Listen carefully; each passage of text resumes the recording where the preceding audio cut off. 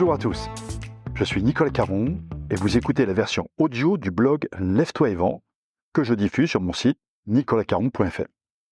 J'y traite des sujets de la prospection, de la vente, de la négociation, de management commercial et aussi de développement personnel quand il peut nous aider à vendre. Je vous souhaite une bonne écoute et la plus belle réussite commerciale possible. Aujourd'hui, un article de prospection commerciale.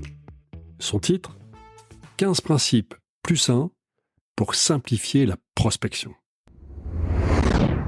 La prospection commerciale n'est jamais urgente, c'est bien connu. Ou alors, elle ne dépend jamais de notre seule responsabilité. Et puis, dans certains métiers, on fait bien la distinction entre les éleveurs, responsables du suivi et du développement des clients existants, et les chasseurs, chargés de conquérir de nouveaux clients. D'ailleurs, il est courant que ces dits chasseurs soient les petits nouveaux qui arrivent, permettant ainsi aux plus anciens de savourer leur galon.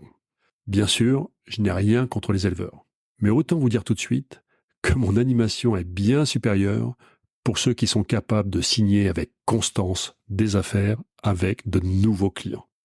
Même si je ne suis pas vraiment amoureux du terme chasseur, je préfère les clients vivants, pour moi, un bon commercial est d'abord quelqu'un qui assume vraiment son rôle dans la conquête de nouveaux logos. Ce sont ces commerciaux qui ouvrent des portes, qui savent créer de nouvelles opportunités, qui vont à la rencontre de nouveaux prospects, qui sont les véritables héros de la vente. Et si ce sont des héros, c'est parce qu'ils ne sont pas si nombreux. Durant toute ma carrière, j'ai plus souvent croisé des gens qui revendiquaient d'être de bons éleveurs, des gens à qui je pouvais confier mes clients les yeux fermés, que de gens prêts et motivés par la prospection commerciale. Pourtant, c'est pour moi une composante essentielle du métier. C'en est même la quintessence. Ma conviction est que cette distance quasi générale vis-à-vis de la prospection commerciale, cette crainte vis-à-vis de la conquête de nouveaux marchés, vient d'un excès de complexité, pas réel, perçu. Au fil des années, j'ai acquis cette conviction. Ceux qui doivent prospecter se font trop souvent des énormes nœuds dans la tête. Quel dommage. La prospection est une activité qui doit rester simple pour être efficace, et c'est justement l'ambition que je me suis fixée avec mon livre exclusivement centré sur ce sujet, Lève-toi et prospecte. Alors aujourd'hui, je ne vais pas vous proposer un résumé du livre, mais partager avec vous une série de principes complémentaires pour simplifier la prospection. Comme je ne cesse de le marteler dans mes livres et pendant mes conférences commerciales, je suis convaincu qu'on peut faire simple sans être superficiel. Voyons maintenant 15 principes pour simplifier la prospection commerciale. Numéro 1, choisissez soigneusement qui prospecter. Parce que courir après tout ce qui bouge n'est pas le plus productif. Ce n'est pas parce qu'une opportunité se présente que nous devons y consacrer de l'énergie. Avant de le faire, il est important de lutter contre l'empressement, prendre du recul et se poser la question préalable suivante: quelles sont mes chances de convaincre? Attention, tout ce qui brille n'est pas toujours accessible. Et il n'est pas non plus forcément nécessaire de passer 3 jours pour faire une revue d'affaires et décider du go-no-go dans les supposées règles de l'art pour s'en convaincre. Le plus souvent, le bon sens et quelques questions posées aux clients pour valider nos chances de succès sont aussi efficaces et salutaires pour notre gestion du temps. Numéro 2, commencez par parler à Dieu plutôt qu'à ses saints.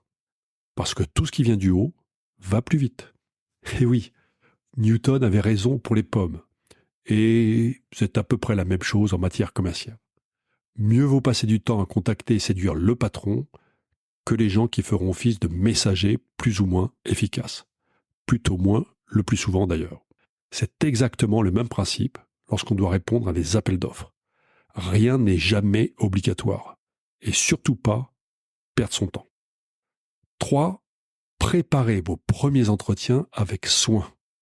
Parce que les touristes inspirent quand même moins confiance.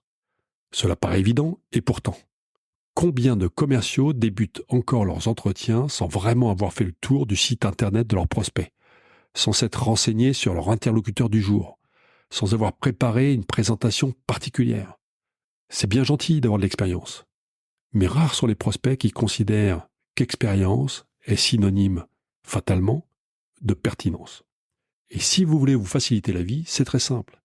Préparez en amont du rendez-vous les réponses aux 3 questions que votre prospect se pose fatalement. Comment va-t-il me faire gagner plus d'argent ? Comment va-t-il m'aider à réduire mes coûts ? Comment va-t-il m'aider à réduire mes risques ? Dans 95% des cas, votre prospect se posera une ou plusieurs de ces questions dès que vous entrerez dans son bureau. Préparez-les. Aujourd'hui, avec tous les moyens que nous avons à notre disposition pour nous aider sur tous ces plans, il n'est plus acceptable de se pointer pour faire une découverte. Si vous êtes passionné par la découverte, faites des randonnées, choisissez des destinations au hasard, testez de nouvelles lectures, mais ne confondez plus votre prospect avec un guide touristique. 4. Apportez de la valeur ajoutée dès les premiers contacts. Parce que le temps de nos prospects est compté. Sinon, ce ne seraient pas nos prospects. Je sais bien que vous êtes nombreux à avoir appris qu'un entretien commercial doit être conduit comme une visite médicale.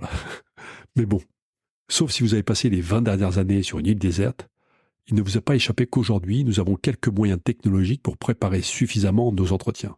Et ceci devrait nous éviter d'avoir à poser 12 000 questions à notre interlocuteur avant de pouvoir enfin lui donner une idée de ce que nous pouvons lui apporter. 5. Maîtrisez les détails de votre offre et les enjeux qu'elle satisfait. Parce que Google et l'IA se chargent du reste. Quand vous allez voir votre prospect, il y a quand même de sacrées chances que votre interlocuteur connaisse déjà quelques éléments sur votre offre. Il se peut même qu'il ait pris le temps de creuser le sujet en collectant en quelques clics ce qu'un vendeur aurait été ravi de présenter il y a 20 ans. Pendant des années, apporter de l'information était une bonne base de départ pour un entretien. Mais aujourd'hui, se contenter d'apporter de l'information, c'est zéro. Ça ne vaut rien. Ce que nos prospects attendent, c'est de l'expertise pour aller au-delà de ce qu'ils savent déjà, et c'est une force de proposition pour adapter votre offre à leur cas particulier. 6. Considérez chaque prospect comme un cas à part, parce que c'est exactement ce qu'il pense. Dans toutes les entreprises, le Graal est quand même d'arriver à industrialiser, à préparer des offres pour des segments de marché et faire rentrer chaque client dans des cases. C'est quand même beaucoup plus pratique. Sauf qu'il est rare de rencontrer des segments de marché à 2 pattes. Personne n'a envie d'être traité comme le numéro précédent. Et faire le cours Florent ne permet plus de faire illusion. En tout cas, pas très longtemps. Si vous osez prendre du temps dans l'agenda de votre prospect, la moindre des choses est de le traiter comme un cas particulier. 7. Ne sous-estimez jamais la force de l'inertie. Parce qu'en prospection, le statu quo est notre principal concurrent. Vos clients ont peur. Si, je vous assure. Si vous prospectez de grandes entreprises et que vous êtes reçu par un cadre, dites-vous bien que la dernière chose dont il a besoin, c'est de se tromper sur un fournisseur. Comme me l'avait dit ce haut responsable d'une grande banque française, décider, c'est prendre un risque. Et mieux vaut ne pas décider ou gagner du temps que de prendre le risque de porter les conséquences d'un mauvais choix.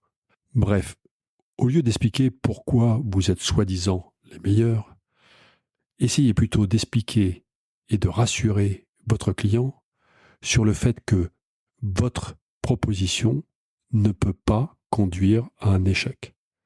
S'il est certain qu'il n'aura rien à se reprocher en vous ayant choisi, vous aurez fait une très grande partie du chemin. 8. Acceptez l'échec. Parce que si la prospection était toujours couronnée de succès, eh bien on n'aurait pas besoin de vous. En prospection, c'est une évidence, on ne gagne pas tous les coups. Loin s'en faut. On en gagne, on en perd, il faut juste en gagner plus qu'on en perd. Et surtout, ne pas faire une dépression à chaque fois qu'on perd une affaire. Faire de la prospection, c'est vivre avec un taux de concrétisation. Ce terme veut bien dire qu'on intègre le fait de perdre régulièrement. Ça fait partie du jeu. Alors si vous ne supportez pas l'échec, changez de voie. 9. Rassurez du début à la fin. Parce qu'il n'y a pas de fin. La première vente ne doit jamais être la dernière. Je ne sais pas si vous connaissez la méthode des 3 F. Find, fuck and forget. Cette méthode, et cette époque surtout, est révolue. Même si vous avez apprécié Leonardo DiCaprio dans Le Loup de Wall Street, qui la met en œuvre régulièrement, n'oubliez pas que son personnage est un escroc. Prospecter ne consiste pas seulement à faire signer en bas à droite, puis à disparaître de la circulation.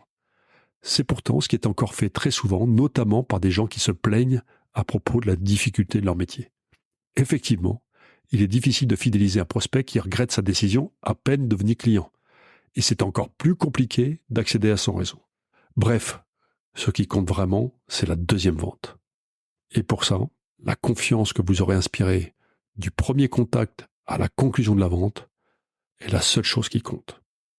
10. Jouez. Parce qu'il ne faut s'en faire que pour ce qui est grave. Et en prospection, rien n'est grave.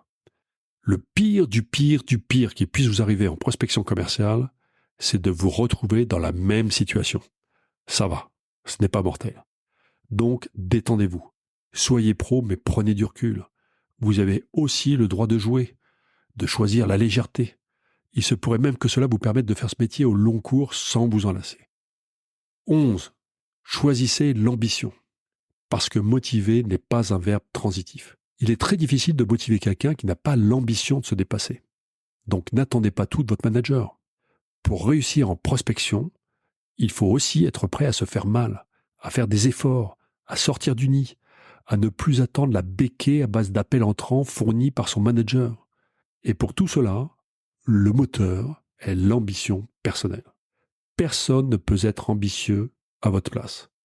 Et souvenez-vous qu'on peut toujours faire plus, faire mieux ou faire différemment. C'est un choix. 12. Ne mentez pas, parce que vous valez beaucoup mieux que ça. Vous valez mieux que ça et surtout, ça ne passe pas. En tout cas, ça ne passe plus. En 3 clics, votre client peut découvrir si ce que vous lui racontez est véridique ou pas. Et quand il est déçu par sa vérification, c'est inutile d'insister. C'est mort. Bref, préférez dire les vérités, même quand elle n'est pas facile à dire. 13. Promettez moins et délivrez plus. Parce que le contraire est tellement commun.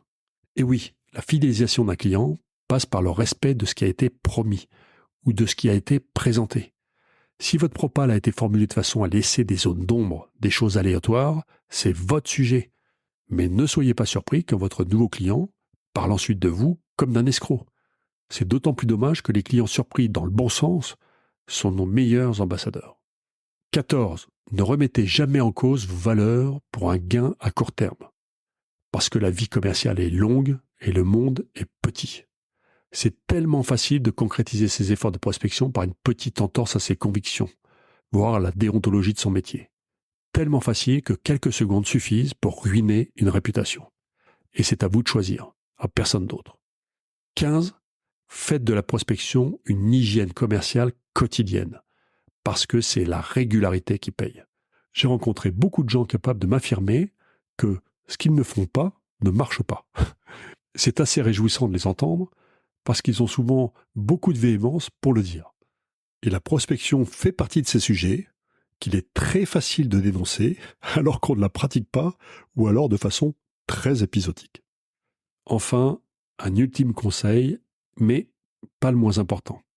Ça sera donc le plus 1 de mes 15 conseils plus 1. Choisissez la gentillesse. Pourquoi ? Parce que tout peut être dit et fait avec gentillesse. Je vous assure, il est possible de dire non avec gentillesse, solliciter un rendez-vous avec gentillesse, présenter son offre avec gentillesse, répondre aux objections avec gentillesse. Même dans ce monde de brutes, il est possible de réussir dans le respect des autres. Et la prospection commerciale n'échappe pas à la règle. Et voilà, c'est tout pour aujourd'hui. Si vous voulez en savoir plus sur mes livres ou sur mes conférences, rendez-vous sur nicolascaron.fr. D'ici là, bon business à tous.